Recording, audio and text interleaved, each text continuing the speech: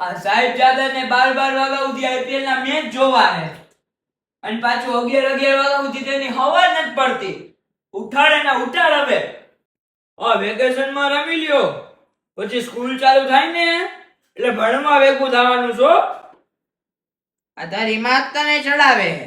ક્યાં ગયો તો? કોની હારે? કોને પૂછીને ગયો તો? પૈસા જોઈ છે એમ? હજી કાલે તો લઈ ગયો તો પૈસા. એ પૈસા ઝાડ ઉપર ઉગે છે? કમાવા જાવ તો ખબર પડે. આખો દિવસ ચોરના માતાની જેમ તડકામ રખડસ. આ તારું મોઢું તો જો, કાળું મસ્ત જેવું થઈ ગયું. આ ટીવી આગો બેહીને જો, ડાબલા આવી જાય ડાબલા. હવે મોબાઈલ કૂટવાનું બંધ કર અને ભણવામાં ધ્યાન દે. આ રાજુભાઈ નો છોકરો જો 9માં આવ્યો ને તોય અત્યારથી 10મા ધોરણની તૈયારી કરવા માંડ્યો હે. તારો પહેલો નંબર આવશે ને તો તને ઓલી સ્માર્ટ વોચ જે ગમે ને એ લઈ દઈશ. એ તને કહું છું, આ જોતો હજી હમણાં જ બેન 1000 રૂપિયાનો જીન્સ વાળામાં શર્ટ લઈ દીધો. ભાઈ ફાડી આવ્યો. કોઈ વસ્તુની હાચવણી જ નથી. નીચે રમવામાં ધ્યાન રાખજો. ઓલું કૂતરું હડકાયું થયું હે.